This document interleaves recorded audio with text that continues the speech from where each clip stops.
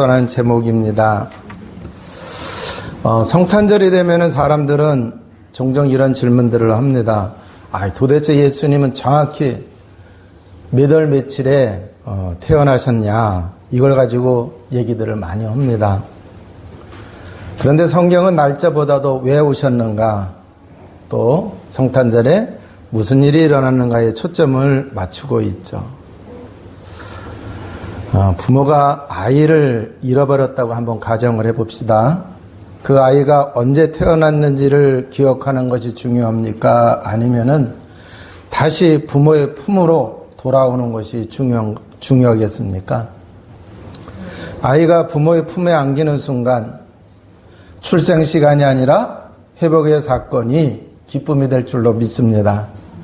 마찬가지로 성탄은 하나님께서 잃어버린 인간을 다시 품으신 구원의 사건이죠.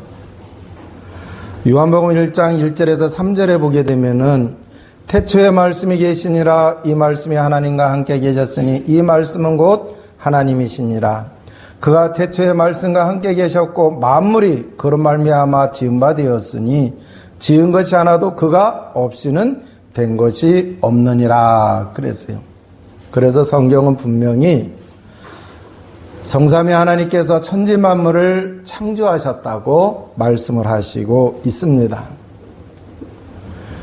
그래서 우리 인간은 하나님의 형상대로 지음받았다고 또 창세기 1장 27절에 분명히 말씀하시고 있어요. 그렇기 때문에 우리 인간은 하나님과 교제하고 하나님을 예배하고 하나님의 뜻을 이루는 그 관계 속에 있는 겁니다. 이 관계가 잘 되면은 인간은 행복하고 하나님의 축복을 마음껏 누리게 되어지죠. 자, 그런데 창세기 3장에서 인간이 하나님을 떠나고 죄 가운데 빠지고 사단마귀에 속아서 불행한 인생이 되었습니다. 자, 이게 바로 하나님과의 관계가 단절이 된 거예요. 깨진 거예요. 휴대폰이 아무리 최신 기종이라 하더라도 전원이 꺼져 있으면은요, 소용이 없어요.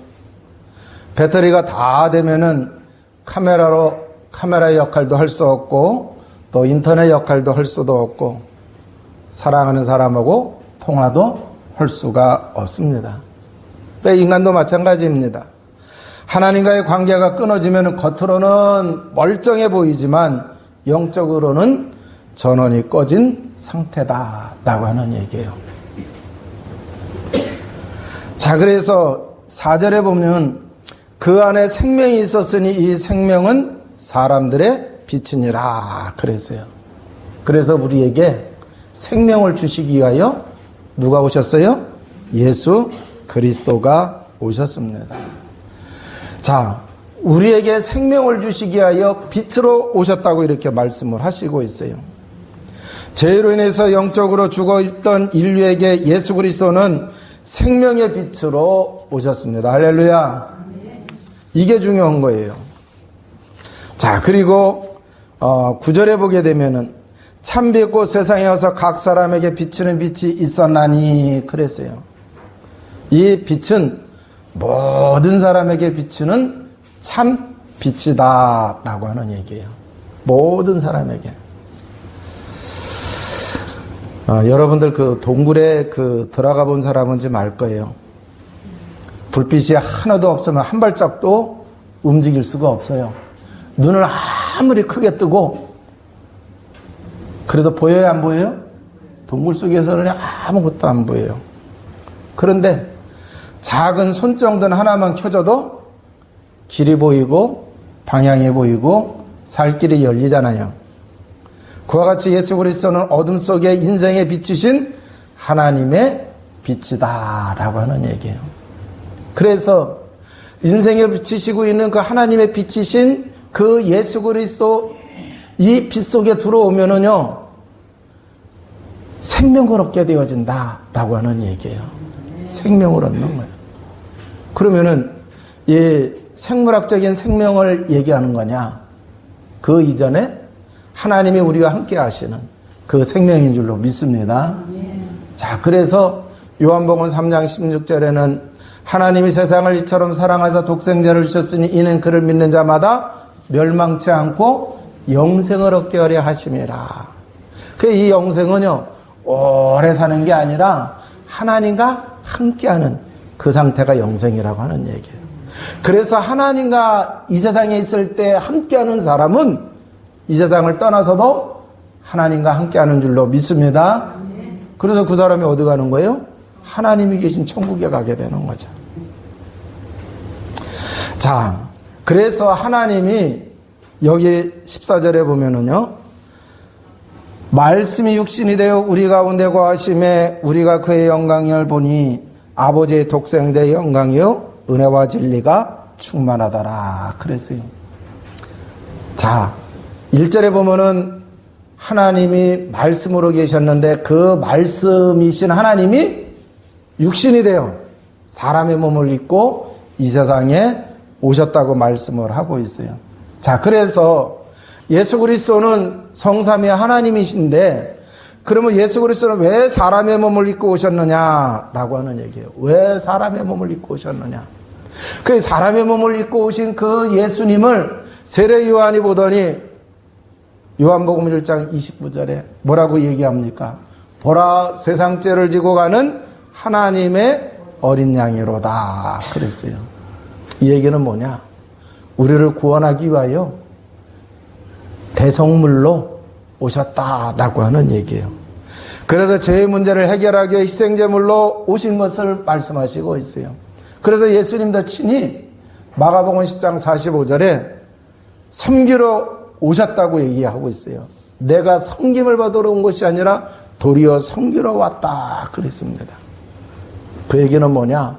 우리를 구원하기 위하여 내가 죽어야 되는데 대신 누가 죽으신 거예요? 예수님이 죽으신 거죠. 그래서 우리를 죄를 대속하기 위하여 대속물로 오셨다고 성경은 말씀을 하시고 있습니다. 우리 기독교하고 불교하고 유교하고 또 이제 그 힌두교라든가 이런 종교하고 이렇게 비교를 해보게 되면은요, 유일하게 우리 기독교만이 하나님이 신이 우리를 구원하기 위해 뭐 하셨어요? 죽으셨어요. 공자가 공자가 유교를 만들었어요. 석가가 불교를 만들었어요. 그런데 석가는 80까지 사셨는데 더 오래 살려고 하다가 음식을 잘못 잡수셔가지고 그걸로 인해가지고 돌아가셨고, 공자도요 노환으로 돌아가셨어요. 그런데 유일하게 예수님만은 십자가에 우리를 구원하기 위하여 돌아가셨어요. 법정에서 판사가 이 사람이 죄가 있다 없다 판결을 하잖아요. 그래서 판사가 범죄자를 향해서 죄는 분명하지만 내가 대신 감옥에 가겠다 이렇게 말하는 판사 봤어요? 못 봤어요? 없어요.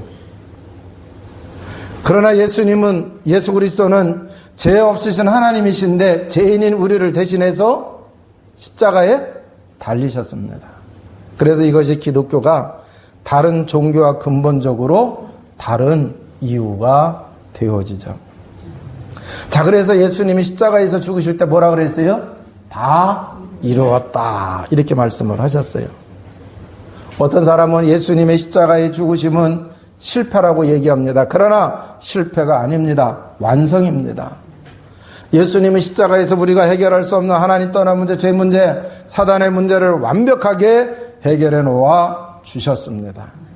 이걸 우리가 온전히 알고 신앙생활을 해야 돼요.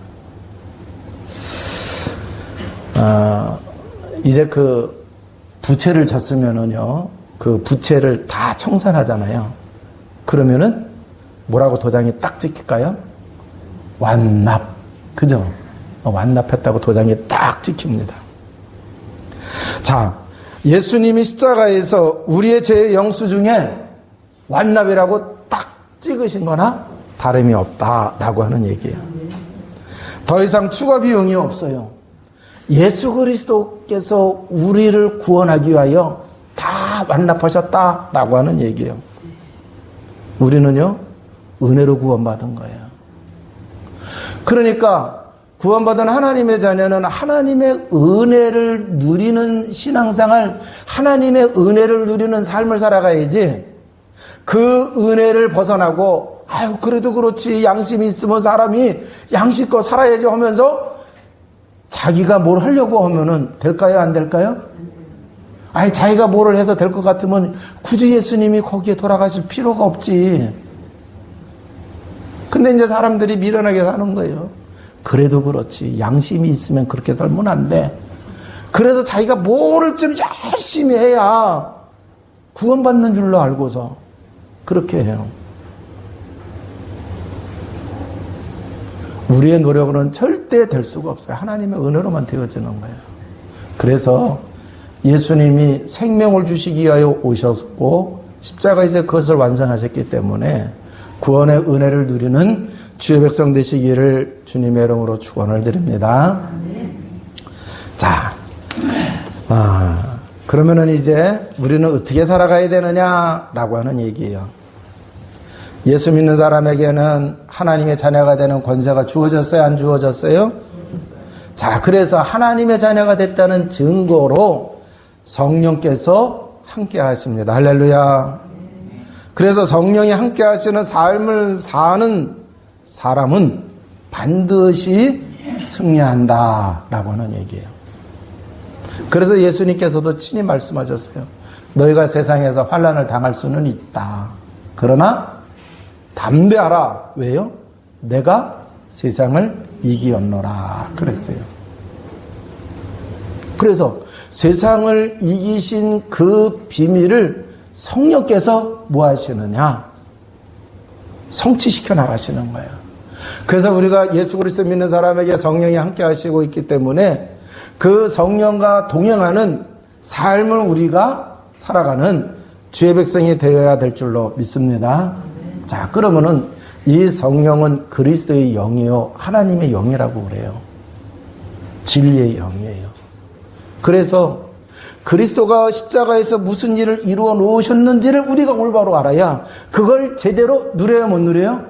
누리게 되는 거예요.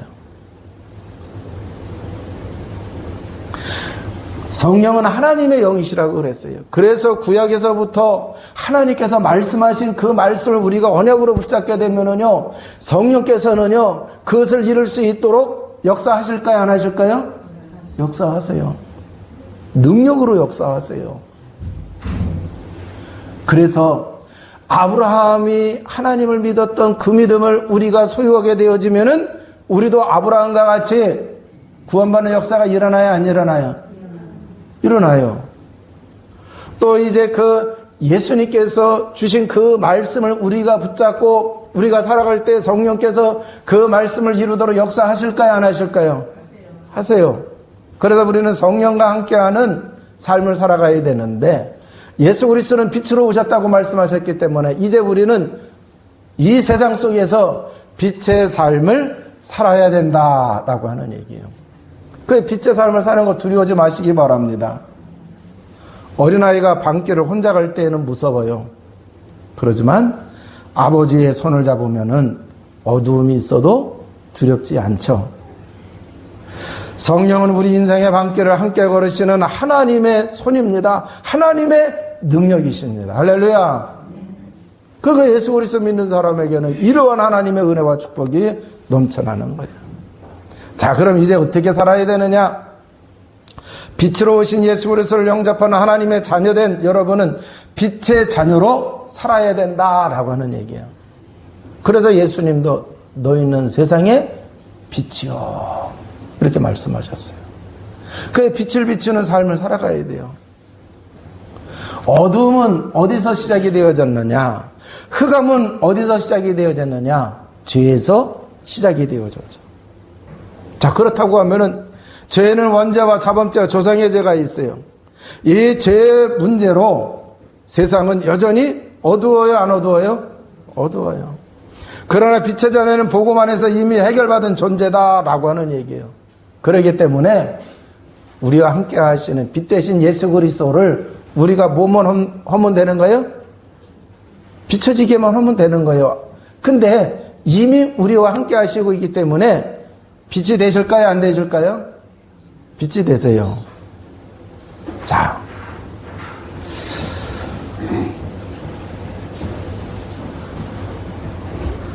컴컴한 방에 빛이 비춰지게 되면은 어둠을 몰아내려고 빗자루질 열심히 할 필요가 있어요? 없어요? 없어요. 그러면은 그 어두운 방을 비추려고 하면은 스위치를 켜면은 전기가 들어와서 빛이 비춰지면은 그럼 어두움은 그냥 사라지는 거예요. 우리 인생의 흑암도 복음의 빛이 켜질 때 자연히 사라지게 되는 줄로 믿습니다. 자, 그래서 여러분들이 빛의 자녀이기 때문에 어둠, 흑암에 잡혀 있는 사람에게 가게 되면은 어둠은 물러갈까요? 안 물러갈까요? 물러가게 돼 있어요. 자, 그래서 우리가 이러한 이제 그 빛의 자녀의 삶을 살아가야 된다. 자, 그러면 우리는 가정에서 이 빛이 되어야 될 줄로 믿습니다. 여러분 살아가는 현장에서 빛을 비추시기 바랍니다. 우리가 살아가고 있는 이 시대에 흑암을 무너뜨리는 성도가 되어야 되겠습니다. 자, 그러려고 하면 어떻게 해야 되느냐? 기도의 축복을 누려야 될 줄로 믿습니다. 기도할 때 성령이 더 역사하세요? 안 하세요? 마가다락방에서 주님이 주신 언약의 약속의 말씀을 붙잡고 온 성도들의 한마음 한뜻 되어져서 기도했더니 각 사람의 성령이 충만하게 임했잖아요. 그잖아요. 자, 그래서 그때부터 이제 이 초대교회가 확 달라지게 되는 거예요. 그래서 여러분들은 기도의 축복을 누리는 삶을 살아가시기 바랍니다. 또 복음의 말씀이 선포되는 현장을 여러분들이 가지셔야 돼요. 여러분의 직장이, 여러분이 자주 가는 그곳이 또 이제 여러분이 하는 그 일터 속에 이러한 이제 일들이 일어나기를 바랍니다. 사도행전 7장에 가서 보면은 스데반의 환난을 당해요. 그 사건으로 인해 가지고 초대교회가 핍박을 받습니다. 그랬더니 성도들이 흩어졌어요. 자, 그래서 흩어져서 이 사람들이 뭐를 하느냐? 가는 곳곳마다 복음의 말씀을 전할세. 그 중에 한 사람이 빌립이라는 집사님이 안 가던 사마리아에 갔어요. 그 사마리아에 가서 그리스도를 백성에게 전파하니 그랬어요. 그러니까 그리스도를 백성에게 전파하니, 그리스도는 뭐예요? 복음이잖아요. 그 복음을 백성들에게 전파했어요. 그랬더니 역사가 일어나요? 안 일어나요? 표적이 막 일어나요. 그러면서 귀신이 떠나고 병든 자가 치유받는 역사가 일어나고 사람들이 하나님께로 돌아와야 안 돌아와요? 그래서 이 사마리아 성의 기쁨이 가득했다고 성경은 말씀해 주시고 있습니다. 자, 그러니까 빛으로 오신 예수 그리스도, 이 복음의 비밀을 여러분들이 누리게 되어지면은 빛을 비추는 삶을 사는 거예요. 기도할 때 성령이 더 역사하신다고 말씀했어요. 이 복음의 말씀을 선포하는 그 현장에 어둠이 물러가게 되어져 있다라고 하는 얘기예요. 여러분들이 그런 존재라고 하는 얘기예요. 누구로 인해서? 예수 그리스도로 인해서. 그래서 이 예수 그리스도가 오신 이 성탄절을 감사하는 여러분들은요, 날짜에 중요하게 꽂히는 것보다도 왜 예수 그리스도가 오셨으며 그분이 오셔서 우리를 위해서 무엇을 하셨고 이제 그분을 믿는 우리는 어떻게 살아가야 되는지 이걸 여러분이 깨달으셔야 되고 이걸 붙잡고 우리가 살아가야 될 줄로 믿습니다.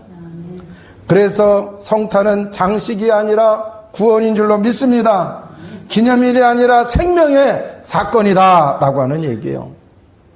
그래서 이제 우리는 빛으로 오신 예수 그리스도를 날마다 믿고 누리시기를 바랍니다. 복음으로 무장하시기 바랍니다. 복음을 누리며 빛의 자녀로 담대히 살아가셔서 성탄의 증인이 되어야 된다라고 하는 얘기예요. 자, 그래서 이 복음이 우리 어린아이들로부터 장년, 노년에 이르기까지 복음으로 완전히 무장이 되어져서 여러분들의 매일의 삶이 성탄이 되시기 바랍니다. 성탄은 기념일이 아니라 그랬어요. 장식이 아니라 그랬어요. 자, 성탄은 뭐라 그랬어요? 생명의 사건이라 그랬어요. 그러니까 여러분이 매일 생명의 사건을 누려야 돼, 안 누려야 돼요? 내 자신이 누려야 되고 여러분으로 해서 다른 사람도 그 맛을 보도록 해야 된다라고 하는 얘기예요. 그게 교회가 존재할 이유입니다. 그게 성도가 살아가야 할 이유가 되는 줄로 믿습니다. 그래서 2025년도 이 성탄절에 하나님께 감사 예배를 드리시면서 하나님이 나에게 주신, 우리에게 주신 이 어마어마한 복음의 참 가치와 능력을 깨닫고 여러분들이 이 복음의 비밀을 누리는 가운데에 우리 세계력교회가 더욱 하나님의 영광을 드러내는 온전하게 쓰임받는 역사가 있기를 주님의 이름으로 축원을 드립니다. 기도하시겠습니다. 하나님 감사합니다. 생명의 복음의